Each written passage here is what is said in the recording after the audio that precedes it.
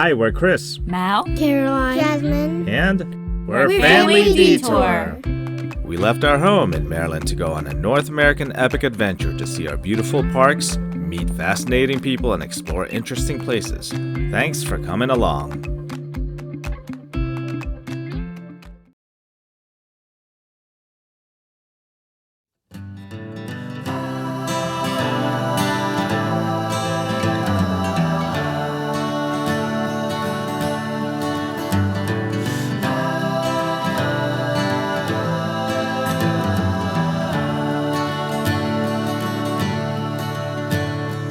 Washington State is separated by the Cascade Mountain Range. To the west of the Cascades is Seattle and breeds evergreen trees, liberal cities, perennial rain, and, my favorite, gourmet coffee. While the east, nicknamed as the dry side, is the opposite. It's a land of sun-baked hills and big blue skies stuffed with private vineyards, rodeo towns, and huge Native American reservations. Washington is the third leading wheat producer in the U.S. with an estimated annual production of 142.5 million bushels. Additionally, the total land area in the state devoted to wheat farming is over 185,000 acres.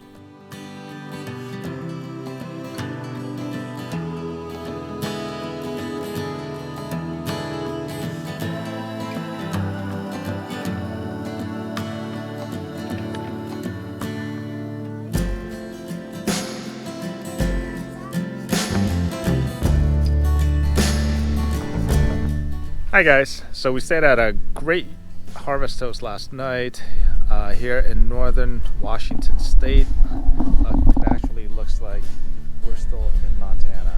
Open fields, big skies. We had a great night's rest. This road right here that we're right next to doesn't stay busy at all. Last night it cleared up. We were able to see a lot of stars, and the Milky Way was just right above all the way from that side of the horizon over our RV and into that side of the horizon. So we were able to check that out, and I took a few pictures and I'll be posting them on this video as well. Anyway, we're gonna go see the Coulee Dam, which is about 10 miles away. Maybe we'll be able to tour that, and then we're gonna head over to our next destination for tonight. Check you guys out later.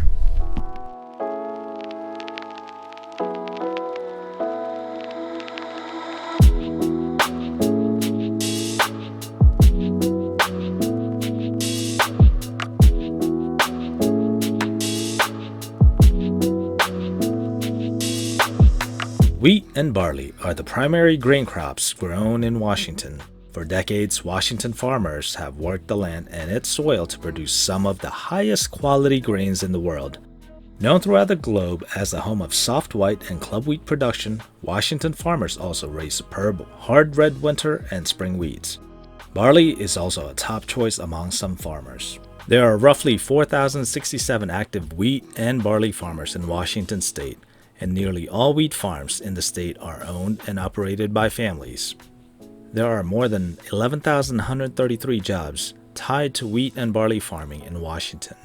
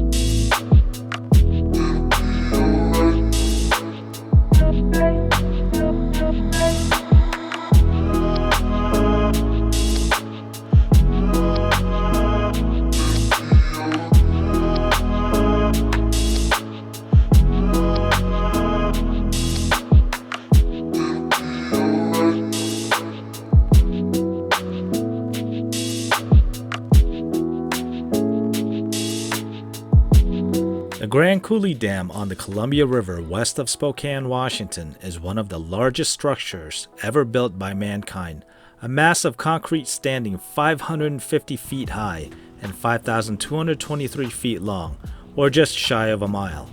Grand Coulee contains 12 million cubic yards of concrete, or enough to build a highway from Seattle to Miami. More massive than the Great Pyramid of Giza, Grand Coulee is listed by the American Society of Civil Engineers as one of the 7 civil engineering wonders of the United States.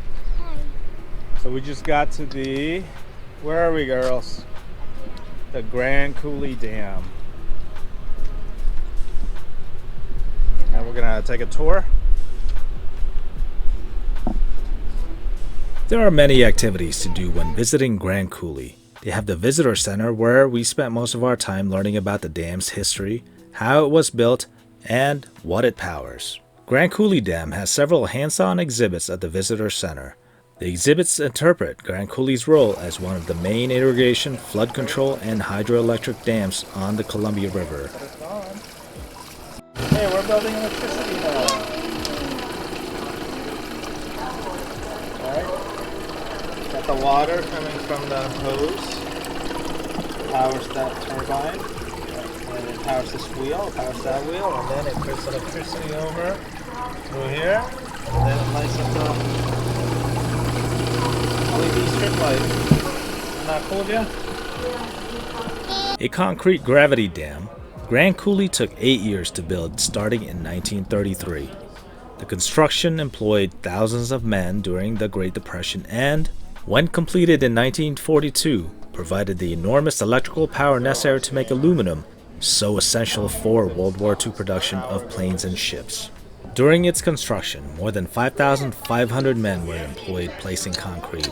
At one point in May 1939, crews worked non-stop for 24 hours, placing an average of 1 cubic yard, that is 202 gallons, of concrete every 4 seconds, setting a record. Today, Grand Coulee is the largest hydropower producer in the United States, producing 21 billion kilowatts of electricity a year, or about 11% of the power requirements for the Pacific Northwest. Grand Coulee still ranks among the largest dams and top producers of electricity in the world. Grand Coulee has faced criticism, most notably for its impact on West Coast salmon and steelhead populations, impacting Native American life and culture.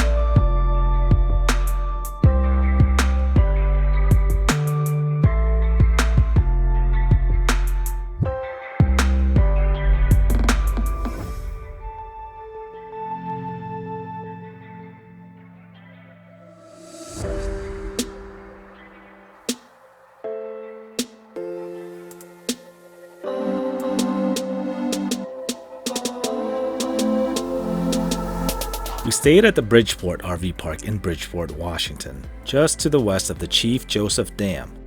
I flew my drone to capture the scenic views as the Columbia River bends through the apple orchards. I was getting really good and juicy footage, and I was in a groove. Then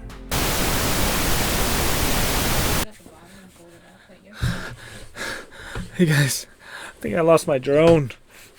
It's across the river. It may be stuck on a tree.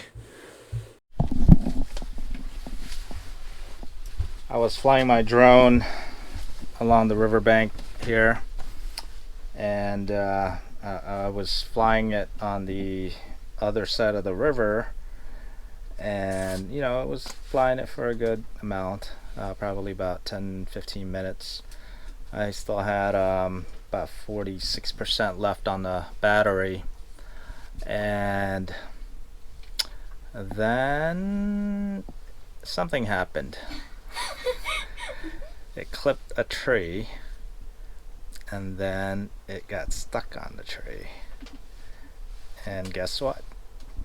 There's no way to cross the river. It's actually private land over there on the other side of the river. Oh, you went to private land. And I had no boat, no watercraft to take me to the other side of the river.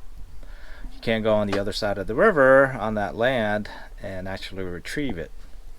Asked the host if there were any boat rentals here. They said nope, but there is a guy down a couple of RVs from us that actually had a kayak. I wanted to ask him, but the host actually helped me, and so he held off on making dinner for his wife, Sai, and because his wife broke her hand, so she can't really make dinner, and so he took me to the other boat launch, which is right across where my drone was actually stuck on the tree. Luckily I was still tracking it via GPS, and so we launched the kayak. I went across the river. It took me about 5 minutes to pick the right tree where it was. Once I did, I had to climb the tree. The kids are very shocked that I actually climbed the tree. So I climbed the tree, got the drone loose, and then it fell about 10 feet to another branch.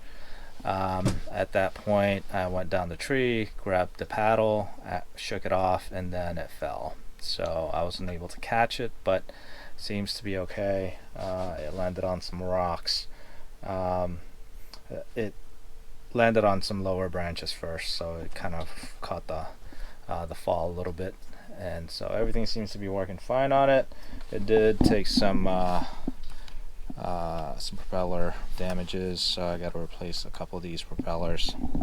It took longer than it sounds. Well, we had to remove the kayak off the truck and then put it back. I think that took longer than anything, but I wasn't ready to lose another drone. Another one. Lost the last one in the Philippines. I lost the first one in the Philippines. That was Joni the first. Joni 1. This is Joni 2.0, 2.0, and I want to keep this one for a while since I just got it a couple months ago. So I'm really glad I got him back, and I'm charging him now. There's some scratches there. I probably won't resell very well now, but hopefully it'll last us the rest of our trip. Anyway, that's our story. That nice gentleman, his name's Terrell. He's from Bellingham, Washington. Very nice of him to lend me his kayak, drive me over to the boat launch, wait for me until I got back, and then drove me back to the campground. People are nice, and Mr. Terrell is a nice guy. All right, that's our story. We just stayed in this campground. It's in the city of Bridgeport, so this is a municipal campground. So it's right next to the water, the river, Columbia River. So that's comes from the Grand Coulee Dam, and then there's another dam over here, Chief Joe.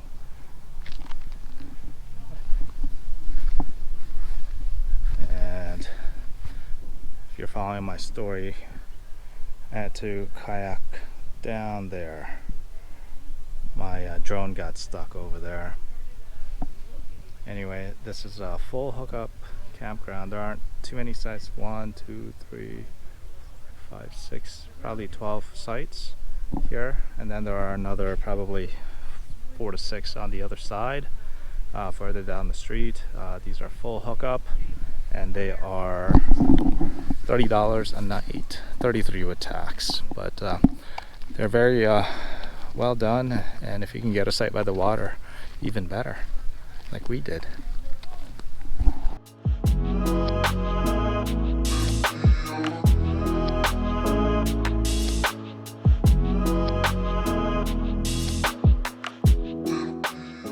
Visiting the Grand Coulee Dam is a great stop if you're driving through eastern and central Washington.